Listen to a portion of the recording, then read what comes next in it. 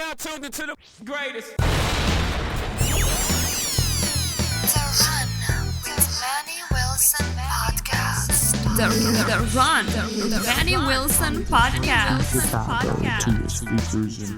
The best sports podcast there is. Yes, sir. What's up, everybody? Welcome back to The Run with me, Manny Wilson, all the way from Detroit to Chicago to your speakers and headphones.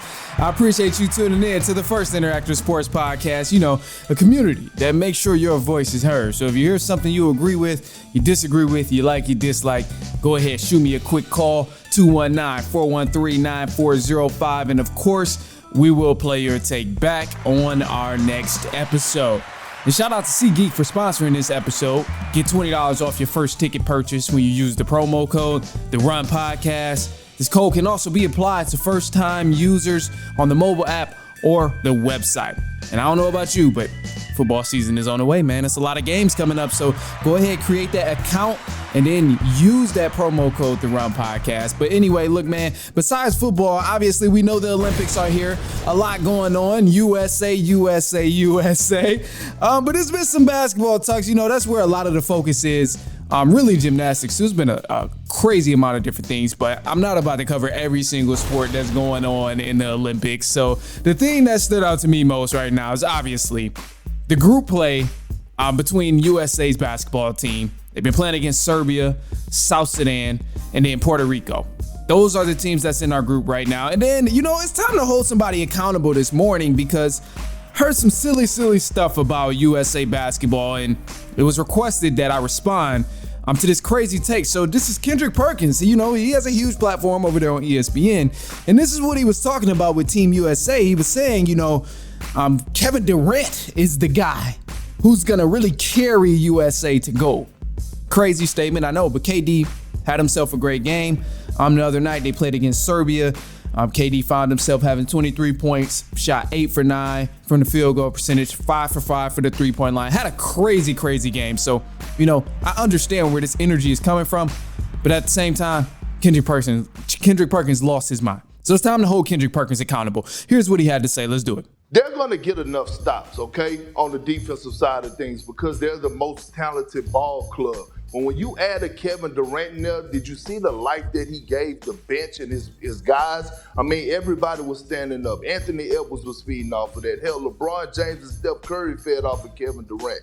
When you know what he's capable of doing, if the game is close, the ball is going to be in Kevin Durant's hands down the stretch to take them home. We saw it the last time Team USA won the gold medal, and we're going to see it this time when Team USA win the gold medal. It's going to be on the back of Kevin Durant. Now that is just absolutely crazy right there. So that was Kendrick Perkins. As you heard, live and direct right there.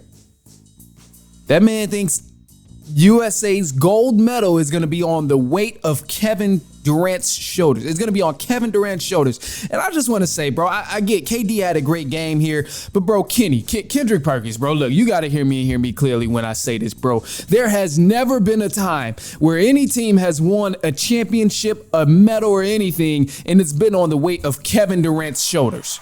That just hasn't happened.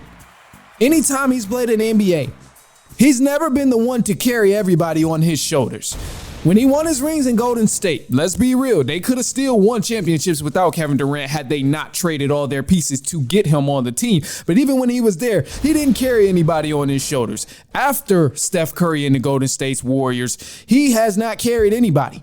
He's played with multiple superstars ever since he left Steph Curry, and he still has not carried anybody past the conference finals or even to the conference finals.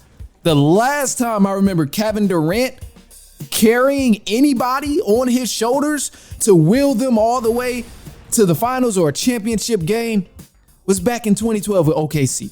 Other than that, that was the last time. And I think it's just borderline disrespectful that you can look at the roster, you can look at the games, if you even watching the games, because clearly it seems like you're not watching the game. You must have just seen the stats and heard about what he did in one game, and you ain't paid attention to anything else that's been happening with USA basketball in the Olympics, because anybody who's watching the Olympics basketball can clearly see that LeBron is the one who is controlling every aspect of Team USA in terms of play, and the one who's really doing the heavy lifting and who is the glue on this team for Team USA basketball. Yeah, clearly they got a lot of talent. Anthony Edwards, Steph Curry, Derek White. They got a lot of people out there, clearly. But as we all know, Bron is the one who's clearly putting up just about a triple-double every single time he steps on the floor. You look at the last game that he had against Serbia there. He had 21 points, 9 assists, 7 rebounds. And this is on a nightly basis where he's doing this. So I understand, you're a little hyped that Kevin Durant is doing this thing, and he finally had a big performance where, people remember who the hell he is. Because this is no disrespect to KD. We all know the kind of athlete he is. We know the skill he possesses when he's on the court. But at the end of the day, bro, it's a silly, silly statement to sit here and say Kevin Durant is going to be the one doing the heavy lifting and carrying this team to the goal. Nah. LeBron has been the one that's been carrying all along since group play has started. He's been the one carrying every team that he's ever played on in the NBA. Played with the Miami Heat, carried them to the finals, especially when D-Wade was broken and beat down. Went to Cleveland, carried them to the finals. Went to LA, carried them to the finals. Carried every single team. He's still carrying Anthony Davis, who's supposed to be leading the teams. He's well beyond his days of carrying anybody on basketball teams that he's been playing with, but clearly everybody is still expecting Bron to carry, and that's what he's been able to do. After 20-some years of basketball, this man is still carrying teams night after night after night, and just like this Olympic team, he's carrying them. They're a great team, but he's carrying them, bro. I don't know what you watching, Kendrick Perkins, but it definitely ain't Kevin Durant carrying this team to the gold medal. Now, I'll be shocked if it continues to happen, but ultimately, you can't just sit here and ignore the fact that LeBron got 9 assists, 7 rebounds, and 20 points. That's a very key piece. It's pivotal because Kevin Durant doesn't get those 24 points without those 9 assists that Bron is feeding everybody. I get, KD is feeding everybody. The energy is high. That's Team USA basketball, though. That's Team USA basketball, baby. That's how they play. They get each other hype. Every time Anthony Edwards score, they're getting hype. Every time Steph Curry makes a 3, they're getting hype. That's what they've been doing for decades.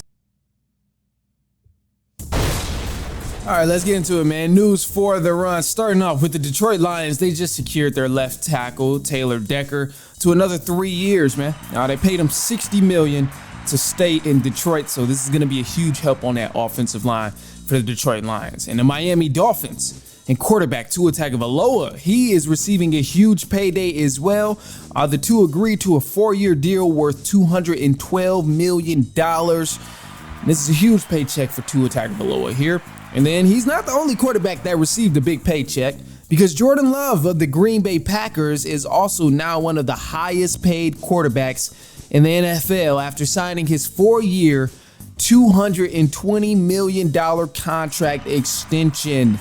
And the contract includes a $75 million signing bonus, along with $155 million in guarantees. So keep in mind, man, this is huge because not only did he receive a big pay and become one of the highest paid quarterbacks in the NFL, but Jordan Love has only made his debut in the NFL 1 year ago. He's only played 1 season in the NFL. So, this is kind of crazy that they figured they already found their guy, which it looks like they have because he had a great season last year. Obviously earned 2 postseason wins as well. So, you can't be mad at him, but it's pretty early on to be paying somebody that much of an extension. So anyway, look, man, you can catch the NFL's first pregame season. It kicks off this Thursday.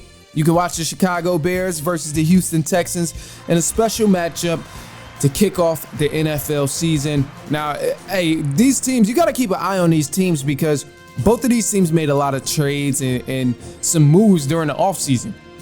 Got a lot of hype surrounding them. Obviously, we know with the Bears, they grabbed up a new receiving core to build around Caleb Williams, the #1 draft pick.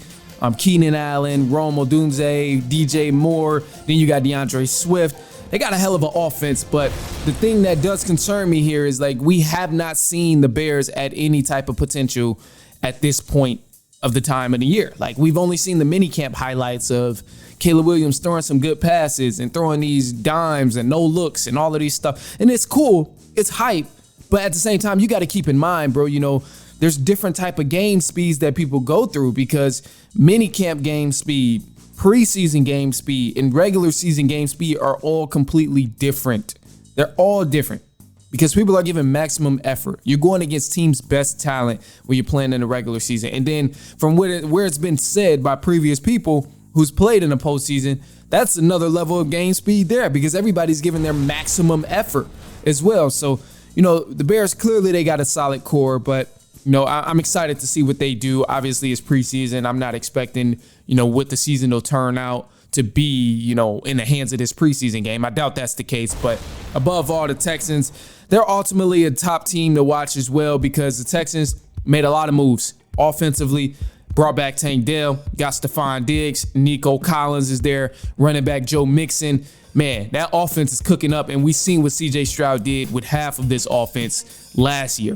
So I'm excited to see this young quarterback who really thrived last year with less pieces add more pieces to the mix. It's going to be fun for him. And then on the defense side for the Texans, they also added a lot of beef over there because now they got Daniel Hunter. He was fifth in sacks last year, so he was a huge component with the Minnesota Vikings, but obviously got traded or signed over with the Houston Texans, so going to be a huge help. Then they got Budda Baker over there. No, I'm sorry, that's incorrect. Desmond King. They got Desmond King over there in the secondary with the Houston Texans, and he's going to be a huge factor too. So I don't think they're overhyped or anything on the defensive end, but they got some pieces they needed, especially on the defensive line. So it'll be interesting to see what they can do for the season as well. Again, preseason is just something where, we're going to laugh at. Nobody's really expecting people to come out play super hard in preseason. A lot of guys are still trying to make the team at this point. So I doubt we see the full potential or even close to the potential with these guys in the preseason. But anyway, look, man, that's all I got for y'all today. Appreciate you for tuning in, kicking it with me, hanging out. And look, man, hey, that's all I got for y'all. I appreciate you. I'm going to leave you with some word of advice here. Just, a positive note. Not necessarily advice, but I'm going to just say, man, find balance. Whatever that looks like for you, find balance. The happiness is always going to go with the sorrows, and there'll always be ups and downs, but you just got to find balance of making sure you don't get too low, making sure, when things are bad, you still find some sort of positivity there for you. So just find balance in whatever you're doing. Take that however you want to receive that. Other than that, man, that's all I got for y'all today. Send it to a cousin, a brother, an aunt, an uncle, a niece, a nephew, co-worker, friend, family member, anyone you know who will enjoy sports. And until then, we will be back later on next week, and so on and so on and so on.